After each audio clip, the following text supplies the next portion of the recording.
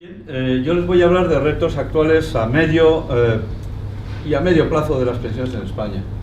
Yo creo que convinimos entre ambos, ¿no? Poner la palabra retos ahí en el título de la presentación, y ya me puse estupendo. Dije, bueno, retos como son muchos, voy a hablar de todo lo que se me ocurra en materia de pensiones. De manera que he recapitulado muchos de los elementos que he venido manejando, por supuesto, en los últimos tiempos recientes, pero también en los últimos años. Yo llevo 30 años estudiando el problema, el fenómeno, llámenle como quieran, de las pensiones. Hoy cada día me interesan menos las pensiones y cada día me interesa más la longevidad. Y voy a dedicar una buena parte de mi intervención, una buena tercera parte de mi intervención, a hablarles de la longevidad. Fíjense, no quiero hablarles de envejecimiento. Tiendo a pensar, y ahora les diré por qué, que el envejecimiento no existe, que es una ficción sobre la que cabalgamos sin darnos cuenta de las enormes consecuencias que tiene una visión, o que tendría una visión alternativa. Un sujeto de mi edad, yo he cumplido 65 el mes de agosto pasado, o de la edad de cualquiera de ustedes, hace 100 años estaba en muchas peores condiciones que cualquiera de nosotros, a la edad que vivimos en este momento, en muchas peores condiciones. Eso ha sido un continuo. La mejora de las condiciones vitales, intelectuales, orgánicas, de casi todo el mundo, en el último siglo y medio, ha sido un continuo. Y estoy hablando de base individual, no estoy hablando de una demografía agregada, en donde la mortalidad infantil, el no sé qué, pesaban mucho, ¿vale? Y por lo tanto, en ese sentido, que es muy importante como ven a continuación, el envejecimiento no existe. No me preocupa el envejecimiento agregado. Me interesa muchísimo más la longevidad individual, que viene avanzando a razón de 2 meses y medio por cada año transcurrido para el individuo representativo desde hace siglo y medio. Sin límite. Todo el que se arriesga a proyectar la longevidad, cosa que hacen por lo general los actuarios, se equivoca. La mejor proyección, el mejor proyector de la longevidad es un rayo vector que sale del origen, lineal. Todas las previsiones de organismos internacionales, de expertos, etcétera, etcétera, se han equivocado. Por lo tanto, voy a dedicar mi primer reto, que le llamo reto 0.0, reto base, Ground Zero, que dicen los americanos cuando hay una catástrofe y el territorio queda desolado, ¿no? Devastado. Ground Zero, la demografía. Todo lo que no anclemos en ese espacio, no solo material, también intelectual o imaginario, no va a llevarnos a buenas conclusiones. A continuación se desgranan, por así decirlo, retos más, vamos a llamar convencionales, canónicos. Reto a corto plazo, la sostenibilidad. Tenemos un problema de sostenibilidad ya, con 17.000 millones de euros de déficit de nuestro sistema de pensiones contributivas públicas, de la seguridad social, ¿vale? Cuando hablo de seguridad social no me refiero al Sistema Nacional de Salud, que ya desde hace años lo conocemos como SNS, Sistema Nacional de Salud, y no como seguridad. Aunque la gente sigue diciendo, voy a la seguridad social, a que me hagan un análisis, ¿no? No, la seguridad social es el sistema de pensiones, ¿vale? En ese sistema tenemos ya un problema que está escamoteado, pues porque la hucha de las pensiones está por ahí asistiéndonos. Esto se acabará el año que viene. La gente cree que el día que se acabe la hucha de las pensiones se va a acabar el mundo, lo cual es absolutamente ridículo. Lo malo es que hay mucha gente que cree esto. A mí no me preocupa lo que se dice a este lado de la mesa, que podemos decir tonterías. Lo que me preocuparía mucho, que si yo digo una tontería a propósito, ustedes asientan. Eso me preocuparía muchísimo. Primero por el control del experimento, y sé que lo he dicho, pero incluso si me equivocase, no controlara el experimento, y ustedes asintieran y luego lo descubrieran, me preocuparía todavía más. Pues bien, les aseguro que ese tipo de cosas las he visto desde hace mucho tiempo y las veo cada vez más en las ponencias en las que participo. cada vez más. Entonces me preocupa mucho, ¿no?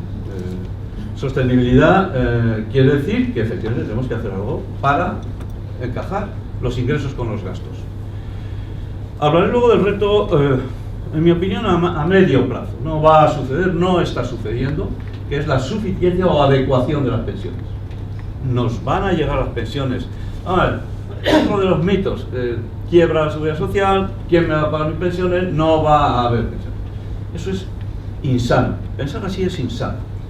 Y me gustaría que ustedes, que son personas seguro con influencia, más allá de la mutualidad, reviertan este argumento allí donde lo escuchen y de luego no acepten que ningún político, sea del partido que sea, argumente en estos términos. No es verdad. La seguridad social siempre estará en condiciones de pagarnos pensiones, quizá no las que esperamos o las que nos gustaría. He aquí el problema de suficiencia, pero siempre está. No va a quebrar jamás. Mientras el sistema de cotización, siempre hay un cahier toujours en mai, como dicen los franceses, siempre y cuando pues, el sistema de cotización rinda el 10% del PIB. A menos que el PIB colapse a cero, el 28,3% de cero es 28, bueno, el tipo efectivo es menor, el 28,3% ustedes saben es sobre la nómina de salarios. ¿Vale? La nómina de salarios es el 50% del PIB, del valor añadido bruto, mejor dicho.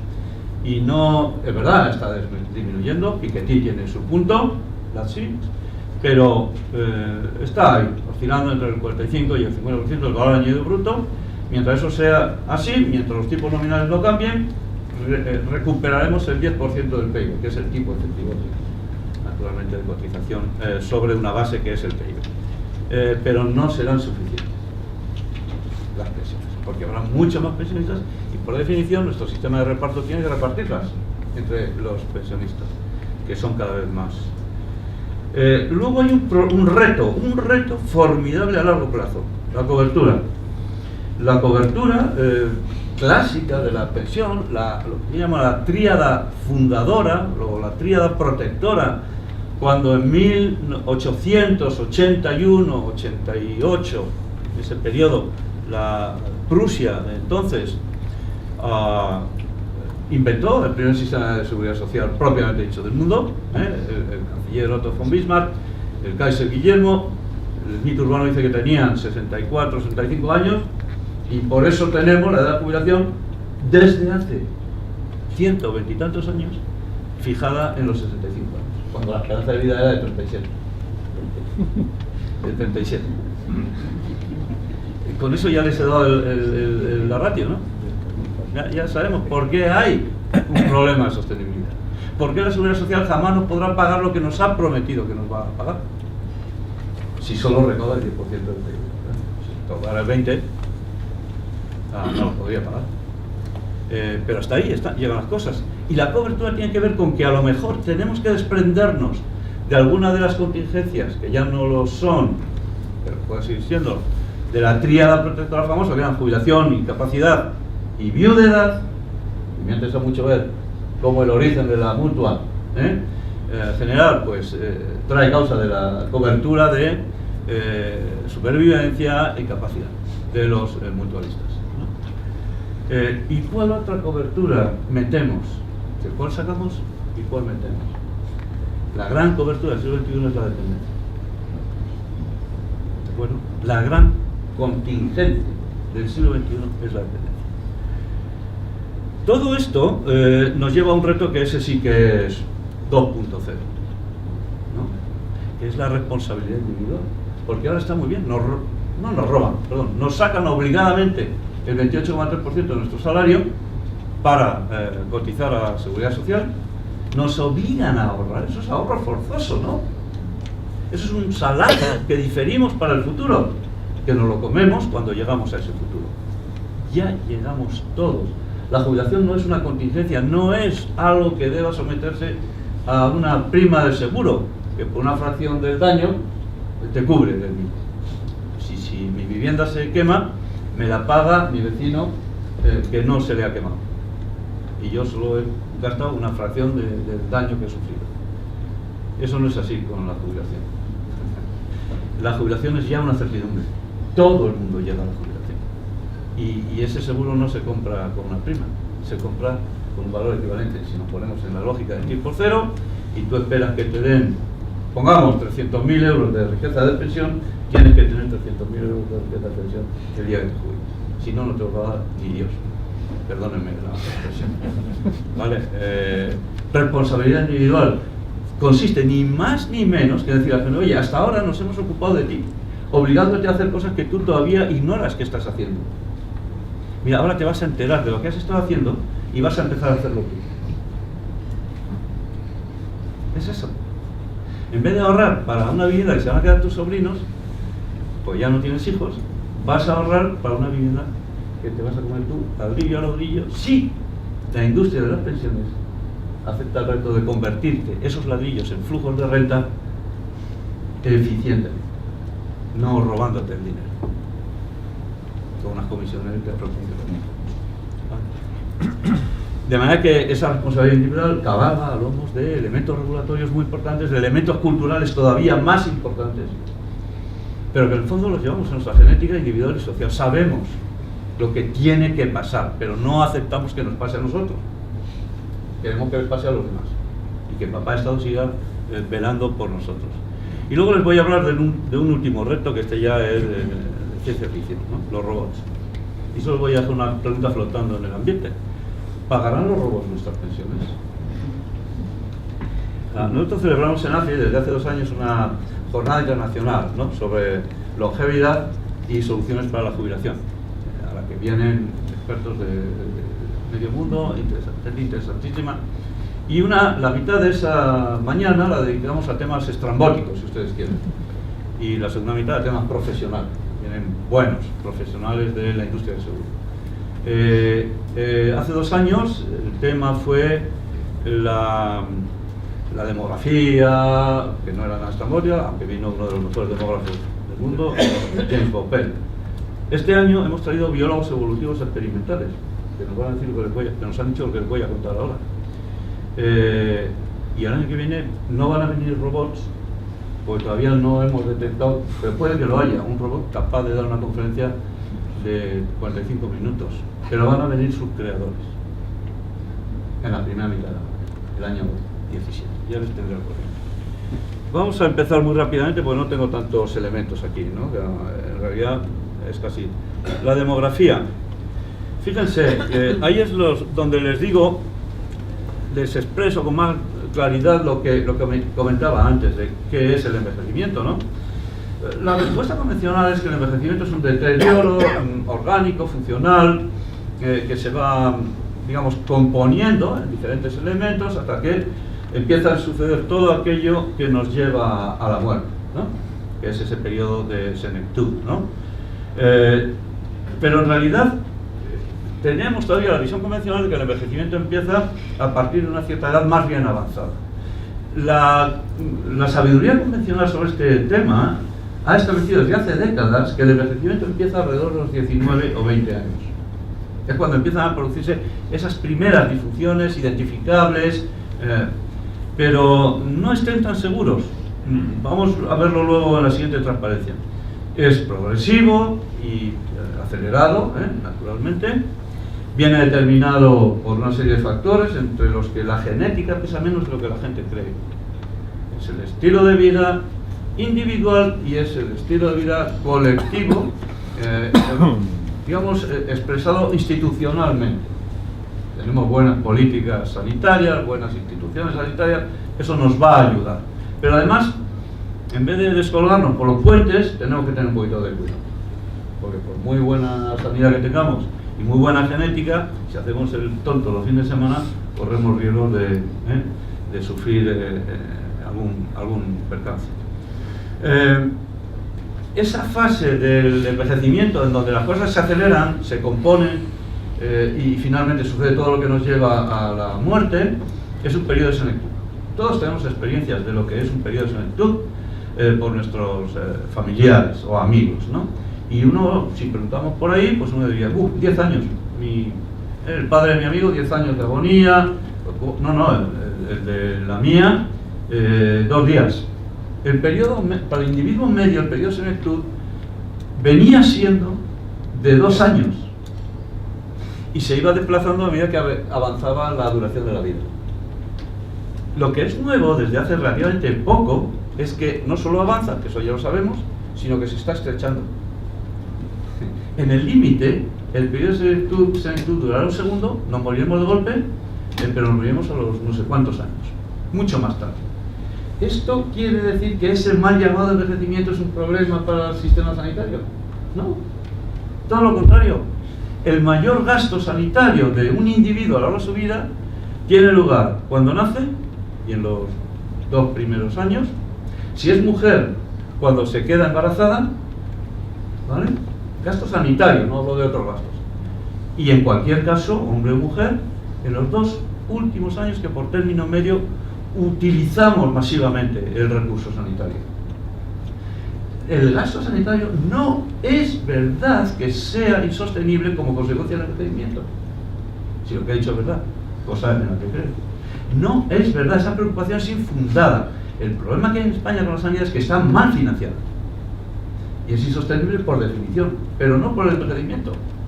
Porque no dotamos de los recursos necesarios o permitimos que la gente abuse de los ambulatorios, lo que no está escrito. ¿Vale? De manera que la senectud es un elemento que nos ayuda a explicar muchas cosas. No necesitamos perdernos en esto. Tienen ahí la referencia, estoy convencido que les pasarán la presentación, pero el envejecimiento no empieza a los 19 o 20 años, que era la visión convencional. Los adolescentes han perdido ya la capacidad de escuchar ultrasonidos que tenían cuando eran niños. Han envejecido. Ahí tienen un conjunto de elementos, todos ellos debidamente documentados. Yo me baso mucho en Wikipedia, contribuyo todos los meses, me encanta, es cada vez mejor, se la recomiendo a mis alumnos. Recomiendo a ustedes, no compren cualquier cosa de Wikipedia, pero asegúrense. ¿Vale? Cada uno de estos elementos, si van a ese link, está debidamente referenciado por investigación científica hipersolvente. Eso quiere decir que el envejecimiento empieza. Hay autores que opinan que el envejecimiento empieza en la concepción. Esta mesa empezó a envejecer el día que salió de fábrica, ¿no? ¿Sí o no?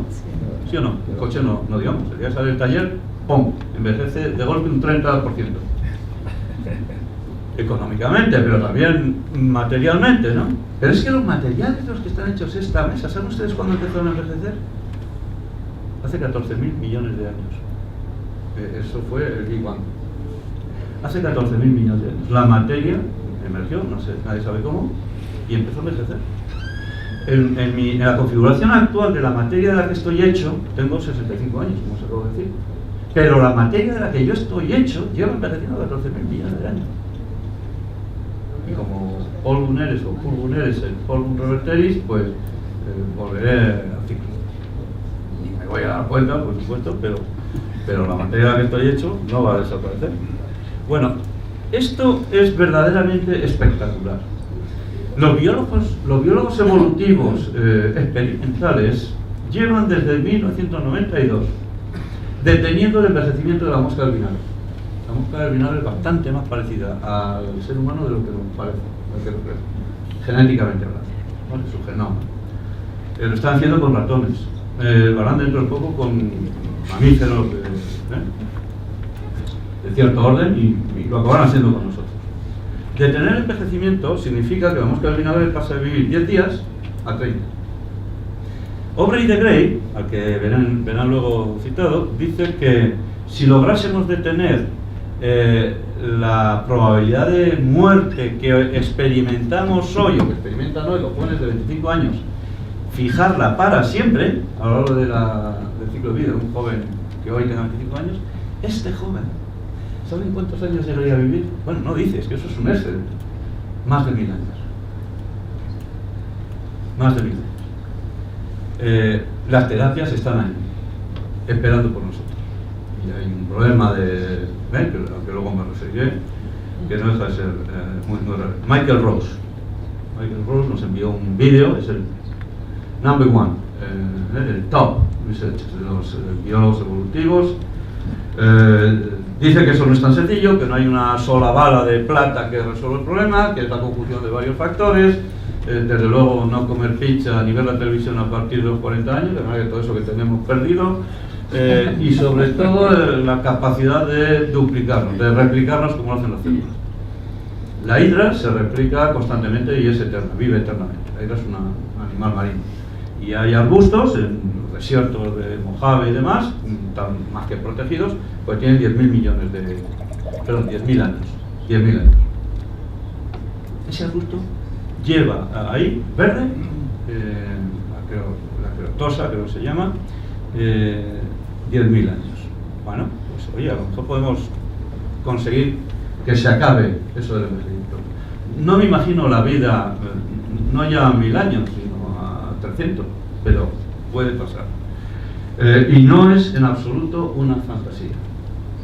Bien, imagínense todo lo que cambiaría nuestro cálculo actuarial, los contratos de rentas vitalicias que tenemos ahora mismo firmados, hay pocos en España, pero hay algunos firmados. Si nos dijeran a nosotros, promotores de esos productos, que vamos a vivir todos 10 años más. De repente. Tenemos que estirar el chicle, ¿no? O tenemos que llamar a nuestro cliente a la mesa y decir, oye, mira, es que hay que remodelar esto, esos X euros que te pagamos al mes ya no te vamos consiguiendo pagar porque es que vas a vivir 10 años más. Tenemos que usar el chicle y ver, estirarlo y ver cuánto hay que recortar la pensión mensual para que no sobrevivas a tus ahorros. O para que no quebremos nosotros, que somos los que te pagamos la pensión, lo cual sería todavía peor para ti, ¿no? Estas son lo conocen bien los actuarios, las tablas de las curvas de supervivencia entre 1900 y 2014, ¿no? Y les van diciendo, pues, cuántos individuos de una generación típica de 100.000 elementos, 100.000 sujetos, sobreviven a ciertas edades. Esas dos líneas que ven ahí, la vertical y la horizontal, no están trazadas por azar. Vamos a ver luego los números. Son las tablas de mortalidad españolas, históricas, del Instituto Nacional de Estadística, y se cruzan en la línea roja a la edad de 65. Si la línea horizontal se van hacia la izquierda para leerla, verán que es algo inferior a 30.000 individuos. Menos de 30.000 individuos sobrevivían a los 65 años hace un siglo. Las pensiones de jubilación eran pensiones de viudedad, la discapacidad eran seguros de vida. ¿Vale? Para los proletarios, pues entonces había, para prole, entonces había proletarios, hoy no sabemos lo que hay, luego hablaremos del futuro del trabajo. Y obviamente las mujeres que no trabajaban, pues tenían que tener una compensación, pues si no la cuestión social en Europa estallaba y se quemaba el continente. Y aquí quiero traer a colación la doctrina social de la Iglesia y el hecho de que fueron los poderes públicos, los más que los partidos revolucionarios de la época, los que resolvieron de manera muy inteligente la cuestión social, la candente cuestión social, que no era ni mucho menos un asunto menor. Bueno, pues hoy, que es la línea de 2014, la superior azul clara, sobreviven el 90% de una generación. Por eso les decía que hoy ya no, esto ya no se puede asegurar. Esto no es un seguro, es un plan de ahorro. ¿Vale?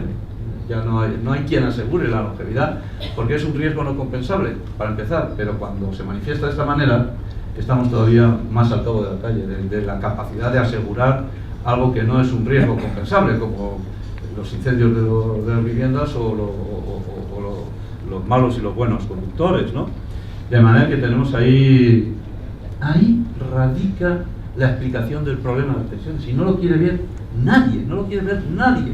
Siguen empeñados en que son los niños, en que son los inmigrantes, en que son los trabajadores, necesitamos más afiliados, pero alma de Dios, si cualquier afiliado nuevo que metas con la edad del origen nacional que sea o de la circunstancia que traiga debajo del brazo, me da igual, cualquier afiliado que metas en el autobús de las pensiones, le vas a cobrar un ticket, que es la cotización que te va a permitir pagar las pensiones de hoy, que vale bastante menos que la promesa que le estás haciendo para cuando se jubile. ¿O ustedes se creen que los millones de inmigrantes que han venido a España a dejarse lo mejor de su trabajo y de su esfuerzo no van a cobrar las pensiones a las que tienen derecho igual que todos nosotros? ¿Ustedes se imaginan eso? Aunque vuelvan a su país, porque España tiene acuerdos bilaterales con docenas de países y los honora y los respeta. y les va a pagar las mismas pensiones por cada euro cotizado que nos va a pagar a nosotros. Faltaría más. Eso no lo mueve ni Trump. ¿Vale? Faltaría más. Luego, ¿qué estamos haciendo? Un pan con unas tortas. De manera que tenemos ahí el verdadero problema. El problema no es que no haya trabajadores. Si no hay trabajadores y cotizan poco, pero los va a ver en el futuro o lo que sea, pues lo financiamos, ¿no? Si nos lo compran, emitimos un bono y ya lo rescataremos cuando tengamos recursos, ¿no? El problema es que nunca vamos a tener los recursos suficientes para rescatar ese bono, porque la gente vive cada vez más. La gente vive cada vez más. Y esos son los baby boom, el baby boom que no estamos queriendo ver. Esos 2 meses y medio que la gente vive y que tira por la ventana, malgastándolos, de más cada año, equivalen a los niños que no están naciendo. Y no nos queremos dar cuenta. ¿Tiraríamos a los niños por la ventana? No, los educaríamos, los formaríamos, los pondríamos a trabajar y les cobraríamos las cotizaciones todos los meses. Pues esto es lo que estamos haciendo con la vida esta que tenemos. Y ahí tienen los números. La edad equivalente hoy a los 65 años de 1900, por según qué métrica, está entre los 81 y los 91. Si fuéramos estrictos, si hiciéramos lo mismo que se hizo hace más de un siglo, inventando la seguridad social, reinventaríamos la seguridad social poniendo ¿qué edad de jubilación? Algo entre los 81 y los 91. No será este cura el que les diga que hay que hacer eso, pero no quiero salir luego los papeles. No me saques el diario.es diciendo que el profesor Herce ha dicho, que además ya no soy profesor, pues me he jubilado. Ha dicho que hay que poner edad de jubilación. No. Esta es la gran edad que empezamos a asegurar con un invento maravilloso que ha sido la seguridad social, que ha servido no ya a la sociedad, Ignacio, a la civilización, con perspectiva de historiador, ¿no? Ha servido a la civilización admirablemente bien. Es lo mejor que hemos tenido en estos 100 y pico años. Y si hay que cambiarlo, se cambia, pero mantenerlo en sus condiciones actuales es un suicidio, ¿vale? Porque la edad de jubilación no ha cambiado. Y cuando hace 100 años o más se aseguró la gran edad, si hoy tuviéramos que volver a hacer lo mismo, tendríamos que asegurar a la gente a partir de los 80. Da lo mismo la métrica, los años de vida que te quedan, tal, el porcentaje de una aceleración que sobrevive. Vamos a empezar ya muy rápidamente con la sostenibilidad. Está todo aquí.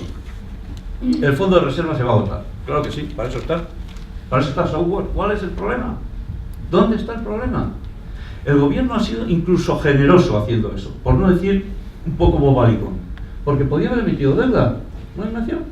Si emite deuda, el fondo queda intacto, sus pasivos son exactamente los mismos, porque no liquida la deuda para evitar emitirla. Bueno, pues el neteo eso es exactamente el mismo, y nadie le hubiera maldecido por ello, ¿no?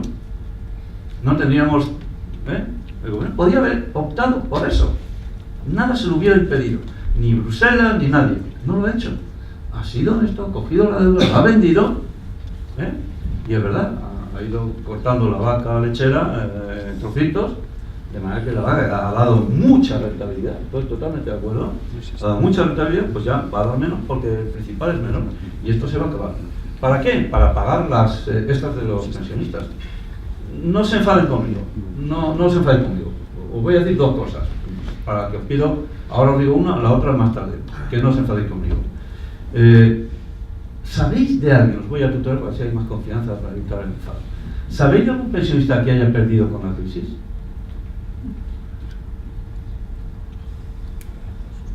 ¿Sabéis de algún trabajador que haya quedado en paro en la crisis?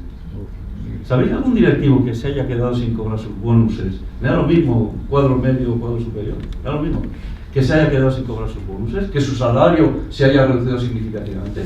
¿Sabéis de algún funcionario que no haya perdido dinero con la crisis, aunque no los hayan botado al desempleo? No sabemos de ningún pensionista que haya cobrado menos con la crisis. No me habléis del poder adquisitivo, pues eso nos va para todos. El precio de los sándwiches es el mismo para todos. Y si me apuráis, los sándwiches salen un poquito más baratos para los pensionistas. Por ejemplo, los transportes. Yo me negaré, jamás adquiriré el bono de transporte, jamás.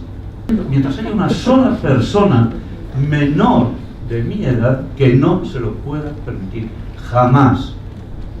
¿vale? Es así de sencillo, y no es que sea bueno, ni tonto, ni leche, es que me parece que hay una discriminación etaria monstruosa en nuestro país. Monstruosa. Y prefiero no hablar de las prejubilaciones. Monstruosa. Sostenibilidad. Entonces, ¿qué pasa? ¿Hay que vender lo que queda del Fondo de Reserva? Claro que sí, para pagar las pagas estas. Pero, ¿nos vamos a quedar sin recursos? Claro, no que hagamos algo. ¿Qué podríamos hacer? Miren ustedes, he puesto ahí reparto estricto siendo amable, pero en realidad yo lo llamo reparto rabioso. Si ustedes tienen 100.000 millones de euros al año para pagar pensiones, eso es lo que se gasta. Se siente. ¿Que no podemos pagar una paga extra? Se siente más todavía. Eso no lo vamos a hacer porque políticamente es inviable. Buscaremos algún recurso. Bueno, vale, me parece bien que haya algún recurso adicional. Pero habría cosas que tendríamos que hacer. Por ejemplo, empezar a pensar en cuentas individuales. Nuestro sistema es de reparto, de acuerdo, no es de capitalización. No podemos transitar de la noche a la mañana, ni siquiera en 40 años a la capitalización. Tendería a estar de acuerdo, pero hagamos algo. Empecemos a darle a la gente el equivalente actual de lo que ha cotizado. ¿Saben qué fórmula saldría, qué pensión saldría de la fórmula actual si el tipo de cotización en vez de ser el 28,3% fuese el 0? ¿Saben qué pensión saldría? La misma. ¿Y si fuese el 100%? La misma, porque en la fórmula de las pensiones españolas no aparece el tipo de cotización por ningún lado. Aparece la edad, los años que has estado cotizando y la base por la que has cotizado. El tipo no aparece, ergo no hay ninguna contributividad, ninguna. Yo ya me pongo nervioso cuando empiezan a hablar de la contributividad de las pensiones. No son contributivas, no es verdad. Si hay una cierta equivalencia entre cotizaciones y pensiones es por casualidad. Pero fíjense, a tipos cero, un sujeto de 65 años hoy que haya cotizado por la base máxima, él y su empresa, habrán cotizado un poco más de 400.000 euros. Actualizado con el IPC, pero a tipo cero, ¿vale? Poco más de 400.000 euros. ¿Saben la promesa actual de pensiones de este sujeto? De la pensión máxima que le hace la Seguridad Social. Una persona de 75 años vive 22 años. La pensión máxima son 36.000 euros al año. Hagan el cálculo mental, es sencillísimo. 36.000 son 750.000 euros. Hace poco asistí a un acto como este. Y en el coloquio, una persona, obviamente un pensionista, nos lo dijo, se levantó y dice: porque yo quiero que la Seguridad Social me pague lo mismo que yo he cotizado. No le dije nada, le di una larga cambiada en el tal, pero luego en el cóctel, con el canapé de salmón, le dije: mira, ven aquí, le hice el cálculo. Tú, si has cotizado por la máxima, has pagado 400.000. Llevas 11 años jubilado, me has dicho. A partir de ahora, todo lo que te paga la Seguridad Social lo tienes que dejar en esta mesa, o me firmas un papel, si no, no te dejo salir de la sala. Porque la Seguridad Social ya te ha pagado todo lo que tú cotizas. Y te va a pagar lo que ni tú mismo sabes. Esto es la willing ignorance, ¿no? Willful ignorance, que llamamos americanos. Ignorancia deliberada. Es posverdad. Es muy preocupante que la gente sea deliberadamente tan ignorante. Y les aseguro que esa persona pues no pasaría desapercibida entre nosotros. Me preocupa mucho. Pero es que además, ¿saben cuál es la mejor pensión del sistema? La máxima, dirán algunos, no, es la mínima. Por euro cotizado, claro. La mínima son 600 euros o lo que sea. Por cada euro cotizado que ha hecho un autónomo, que ha elegido cotizar por la base mínima, o que ha hecho un trabajador que no ha podido ganar más, con su mejor buena fe, la Seguridad Social le devuelve una TIR, pero muy superior a la de pensión máxima. Por eso el destope, que es uno de los recursos que se está comentando ahora para proceder a extraer recursos, ¿vale? Me parece una aberración, porque la pensión peor tratada del sistema es la máxima. Es la máxima. Entonces, las cuentas individuales estarán muy bien. Ese sobre naranja, ¿no?, que nos dijo el gobierno que nos iba a enviar el año pasado, que nos ha enviado, en donde nos diga: oye, si sigues cotizando aquí, así vas a tener todo esto. Pero por razones adicionales que luego mencionaré. Pueden pasar a la capitalización plena, pero eso ya sabemos que es muy complicado. Y podemos lograr la sostenibilidad cambiando la lógica de la edad de jubilación Ustedes saben que ahora mismo nos acercamos lentamente a los 67 años, pero en realidad, ¿qué hemos hecho? Coger 65 y sumarle X, un X que es 2 y que no nos gustaría ver aumentar por nada del mundo. Como empecemos a hablar de 65 más 3, 65 más 4, se incendia la Gran Vía. ¿Vale? Aceptamos tal, muy bien, aceptamos la reforma de 2011, Zapatero, y hubo muy poca contestación. Eso fue muy bueno y me da esperanza, la verdad. Pero el Parlamento sueco está hablando ya, de poner la edad de jubilación entre 75 y 80. El Bundesbank dijo hace unas semanas, y se incendió la König Salé de no sé dónde, que la edad de jubilación tiene que estar en 69 años.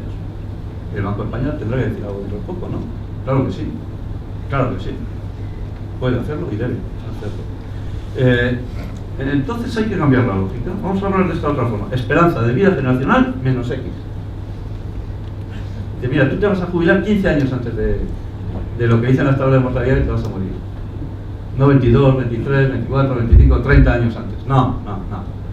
Tu esperanza de vida, la que te toque, si eres joven y vas a vivir 100 años, pues 100 años menos X. Y ese X lo vamos a administrar con mucho cuidado. Los millennials, yo creo que empiezan a saber, van a vivir 100 años, nuestros hijos van a vivir 100 años. Nos preocupa que no ahorren con 20 y tantos, si es que son muy jóvenes para ahorrar. Se van a jubilar a los 80, hoy tienen que ahorrar a los 20 y tantos. Los jóvenes de entre 16 y 29 años, los que son activos, que no están estudiando o tumbados en el sofá de la casa de sus padres, los que son activos, la mitad está en paro, y por lo tanto a 2 velas. Y la otra mitad está trabajando las horas que no están escritas, recibiendo unos salarios increíbles, de bajos. No les dejamos reproducirse, ni a los unos ni a los otros. ¿Pero por qué les hacemos trabajar tanto a esas edades? O no trabajar nada cuando van a jubilarse a los 80. Pero, Dios santo, ¿por qué? Es que no lo entiendo. Pero en España y en cualquier otro país. Es más, como te contrate una de las Big Four, consultoras, estás perdido. Con 25 años tienes que trabajar 14 horas diarias. Estás perdido. Podrás divertirte un fin de semana, claro que sí, pero no te vas a poder reproducir solventemente, queriendo cuidar y hacer crecer a tus hijos. Y disfrutando de lo que eso conlleva, ¿no? De manera que ahí tenemos un elemento importante. Suficiencia. Esto es, bueno. Las pensiones hoy son muy buenas en España. Reponen el 80% del salario que perdemos con motivo de la jubilación. ¿Vale? Y la métrica que utilizamos, aunque mucha gente no vive para ese concepto, no le interesa, es la tasa de sustitución, ¿no? Esa tasa de sustitución. Fíjense, tenemos ya desde la reforma de 2013, valentísima donde las haya, que trae causa de un rechazo. Es decir, el gobierno del PP, que entró en noviembre de 2011, no quería secundar lo de la edad de jubilación, pues sabía que políticamente era muy delicado. Bruselas le dijo al gobierno del PP que acelerase la entrada en vigor de la edad de jubilación a 67 lo antes posible, no como lo había puesto la reforma de 2011. Como el Partido Popular se había negado a secundar esa reforma, por razones obviamente políticas, no podía venir ahora y acelerar la vigencia de esa. ¿Qué hizo? No hacemos esto, hacemos algo diferente. Montaron con muy buen criterio a Comisión de Sabios que dijo, hágase el índice de revalorización de las pensiones y el factor de sostenibilidad. El factor de sostenibilidad entrará en vigor el 19, pero tardará muchos años en causar daño. Y no será un daño muy grave. Lo que verdaderamente es un hachazo descomunal es el IRP. Tanto es así que ya se han dado cuenta de ello muchos agentes sociales. Y han hecho lo que les diré a continuación. Pero si el Banco Central Europeo, Ignacio, nos da ese 2% de inflación como es su obligación, vale, y las pensiones solo pueden subir un 0,25, gracias al suelo del 0,25 que apareció en la ley, porque si no, el IRP sería negativo, y muy negativo forever, para siempre, que diría el Jesús Monta, o el José Monta, perdón, el Monta es otro. ¿Vale? Diría, para siempre. O sea, nuestros ojitos no van a ver un IRP desnudo positivo nunca. Vamos a ser el 0,25. Pero claro, si el precio de los sándwiches aumenta un 2% y el dinero que te dan de paga todos los meses aumenta un 0,25, vas a tener un hachazo del 1,75. Una persona que causa su pensión hoy y que vive 22 años y que pierde un 1,75 de poder adquisitivo de esa pensión, que va a ir aumentando al 0,25, al final puede comprar la mitad de los sándwiches que compraba cuando se jubiló. Eso la gente ya empieza a intuirlo. Si hubiera tenido el sobre naranja lo estarían viendo, pero vamos, como lo estáis viendo aquí. ¿Vale? Pero por eso no ha salido el maldito sobre naranja. No se crean nada de lo que les digan al respecto, excepto esto que les digo yo. ¿Vale? Por eso no ha salido. Pero los sindicatos han encelado, perdónenme la expresión, a los partidos políticos de la Cámara, excepto a Ciudadanos y al PP, para que hagan una proposición de ley que recupere la iniciación con el IPC y que se olvide del IRP. Olvidarnos del IRP es tirar por la borda toda la reforma de 2013, que va de eso, toda, absolutamente toda, ¿vale? Que va de eso. Bueno, yo creo que no hay que hacerlo. Entonces, ¿qué fuentes de renta vamos a tener cuando nuestra pensión compre la mitad de los sándwiches? Que es justamente cuando estamos ya al borde de la senectud, aunque tengamos 99 años, y cuando más necesitamos el valor de nuestra... Tenemos que complementarlo. ¿Cómo? ¿Qué va a pasar con la pensión pública? Una pensión básica, vamos a tener pensiones complementarias, van a ser obligatorias, van a ser de empleo.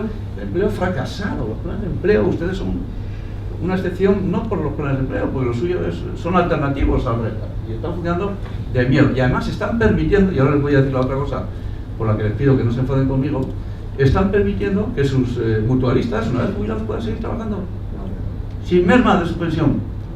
Quien les habla ha tenido que renunciar a la mitad de su pensión. Le estoy regalando al sistema 20.000 euros todos los años. Les regalaré. Estoy convencido que antes de un año vamos a tener compatibilidad plena. Lo mismo que tienen ustedes. Jamás diré, y les animo a que defiendan su situación de esta manera, que ustedes tienen un privilegio. Jamás lo diré porque me parece lo más natural del mundo. Lo que tienen que luchar ustedes es para que esto lo tengamos el resto de españoles. Si ustedes están temerosos de que les quiten eso, pasen a la acción, salgan de la trinchera. Me dijeron algunos, no en esta casa, pero en una casa a la que ustedes pertenecen también, dice, uy, eso es mentarles la bicha a nuestros mutualistas. No, pues lo voy a hacer, lo siento, lo voy a hacer, porque la mejor forma de defender esto, que ustedes interpretan equivocadamente como un privilegio, la mejor forma de defender eso, que es bien natural y que deberíamos, es que lo tengamos todos los españoles. Salgan de la trinchera, luchen para que todos los españoles tengamos eso. Súmense a mí. Yo llevo luchando por esto mucho tiempo. ¿Vale? De manera que las pensiones de empleo han sido un fracaso, ¿no? Y luego hay un concepto interesante. Las fuentes de la jubilación, lo que les he dicho antes de la vivienda. Oye, presionemos al mercado, a la industria, para que transforme nuestra riqueza en flujos de renta, pero sin que nos dejemos las ruedas del coche por el camino, ¿no? Porque entre las comisiones de gestión mientras se acumula y las comisiones y la forma de cubrirse del riesgo de longevidad cuando se desacumula, resulta que el 40% de nuestro esfuerzo, si no más, se lo quedan nuestros gestores. Y eso también se hace yo, ¿no? Digo yo, o no lo sé, pero vamos a reflexionar sobre eso, ¿no? La cobertura, ya les he hablado de la dependencia, aquí quiero extenderme muy poquito. Va a ser la gran contingencia del siglo XXI, porque con probabilidad creciente, hasta que Aubrey de Grey y sus secuaces y Michael Rose lo resuelvan, que lo van a resolver, con creciente probabilidad detrás de un pensionista hay un dependiente. Si ven ustedes la encuesta de salud del INE, les dice que a los 70 y tantos la probabilidad de ser dependiente es del 50%. Y creciente. Eso requiere unos recursos descomunales. Hay estimaciones varias por ahí, pero atender a un dependiente de grado ya severo y demás con una solución residencial, aunque sea en su casa, pero bueno, ya es lo mismo, son 30-40.000 euros al año. En el mejor de los casos la pensión máxima se va en todo eso. Y además necesitamos seguir comiendo sándwiches, o sea que francamente tenemos que encontrar una forma de tal. Hace poco oí de uno de los responsables del sistema, ya en el nuevo gobierno vamos a tener más y mejores pensiones. Francamente, yo creo que eso es hacernos trampa en el solitario, a menos que nos pongamos todos a trabajar y generemos las rentas necesarias, adaptemos la edad de jubilación, etcétera, etcétera. Porque más pensiones se entiende cuando uno piensa en la dependencia. Pero a lo mejor es que hay que quitar la pensión de viudedad. Y esto es muy bestia, pero lo voy a matizar. Ellos y ellas, por debajo de 45 años, ya van a tener su pensión de jubilación. No necesitan pensión de viudedad. En la mayor parte de los países avanzados no existe la pensión de viudedad, tal como la tenemos en España. De manera que aquí es donde no invocamos los referentes internacionales. ¿Qué existe? Un capital único, un pago único, 3 o 12 mensualidades como mucho. Hay algún país que tiene 24, para que un hogar se reponga del estrés económico causado por el fallecimiento de una persona de referencia económica, un ganapán. ¿Vale? Eso es un estrés, hay que reponerse. ¿Vale? Muy bien. Eso de pasar las pensiones de viudedad, con las cuales nos ahorraríamos 22.000 millones y ya podíamos ir a la discoteca otra vez, ¿no? A los presupuestos generales del Estado, Bruselas nos va a llamar, ¿eh? Tú vas a decir, oiga, 22.000 millones de euros son la mitad de lo que se gastan ustedes en educación. No ustedes, el gobierno central, sino las comunidades autónomas. Son la tercera parte de lo que se gastan en sanidad, las comunidades autónomas. Son las 2/3 partes de lo que nos gastamos en prestaciones de desempleo, el Estado establecido. ¿De dónde diablos vamos a sacar 22.000 millones? De manera que tenemos ahí un asunto tal. Y todo desemboca aquí, ¿no? La responsabilidad individual. La gente tiene que empezar a ahorrar, no más, pero mejor. No depósitos a 5 años, por muy bien que estén tratados, eso es, sino ahorro previsional a largo plazo, genuino, exclusivamente dedicado, calificado fiscalmente para una segunda renta de jubilación. Esa calificación fiscal, el debate de siempre, oiga, esto de las desgravaciones, los ricos, los pobres, no sé qué, pero vamos a ver, si las cotizaciones a la seguridad social son plenamente deducibles del impuesto de sociedades, de la base del IS y de la base del IRP, ¿o no? ¿Ustedes no deducen? Claro que sí, mientras tenga ese propósito previsional a largo plazo. Las pensiones están sujetas, claro que sí. Entonces yo quiero que mis rentas privadas de jubilación, mis aportaciones privadas a mi jubilación, tengan ni mejor ni peor exactamente el mismo trato fiscal que tienen las cotizaciones a la seguridad social y las pensiones. Y lo lógico es que primero no me sometan a fiscalidad esos dos conceptos, antes cuando son salario que aparto y después cuando son salario que recupero, porque eso viola el principio de no doble fiscalización. Y si es posible, hombre, sujétenmelas a impuesto cuando sea mayor, porque la base imponible es menor y los marginales me hacen menos daño. Y además permítanme, bueno, que haya esa palanca fiscal, que, ojo, no me libran de ella, yo la voy a pagar cuando recupere la pensión, pero no me ponga las rentas sujetas a la fiscalidad cuando las estoy acumulando, ¿no? Y por lo tanto ahí está la clave, ¿no? Y luego ya acabo con lo de los robots. Esto ya es muy bonito, pero no sé si lo veremos. Les recomiendo que vean una película que se llama Cuando el destino nos alcance, donde actuaba Charlton Heston, magistral de años 70 y tantos. Véanla y entenderán esto bastante mejor, ¿no? El futuro del trabajo. A ver, decimos, sobornamos a los viejos para que salgan del mercado de trabajo y dejen un puesto libre para los jóvenes. Eso es mentira, de nuevo, en fin, lo voy a decir más suavemente. Eso es una falacia, no es verdad, no es verdad. Lo que yo sé hacer, y lo que muchos de ustedes saben hacer, o casi todos, si no más que... no lo sabe hacer un joven, faltaría más. Pero justo es corresponder, lo que sabe hacer un joven no lo sé hacer yo. Ya me gustaría. Y si yo y un joven sabemos hacer lo mismo, ¿saben cuántos telediarios le quedan a ese trabajo? 2, lo está haciendo ya un robot. Y si eso es lo que tenemos en España, trabajos que son intercambiables entre los jóvenes y los viejos, apaga y vámonos, pues lo van a hacer los robots. Podemos hacer una cosa, hacer que los robots paguen cotizaciones. En Francia hacen eso, una cotización modesta, pero los robots pagan cotizaciones. Los dueños de los robots por ahora lo aceptan, sobre todo porque si no salen los sindicatos a la clase virtual o donde sea y montan un sitio. ¿Pero ustedes creen que el día que solo haya robots, los dueños de los robots van a aceptar pagar cotizaciones? Los demás seremos pobres. O sea, serán pobres, no. Salvo que, acuérdense de Reagan, de Thatcher, de Peter Drucker, de toda esta gente, un ex trabajador sea dueño de un robot y reciba los dividendos de la compañía que utiliza ese robot. Capitalismo popular. No Matilde ni tonterías de esas, no. Capitalismo popular. Pero no siendo los dueños de las empresas en las que trabajamos o trabajábamos. No, fíjense, favor. No. Peter Drucker decía en los 60 que en 1975-80 los trabajadores poseerían Corporate America. Serían los dueños de las empresas americanas a través del socialismo de los fondos de pensiones. Se equivocó, algo falló, pero ese es el camino. De manera que muchas gracias por su atención.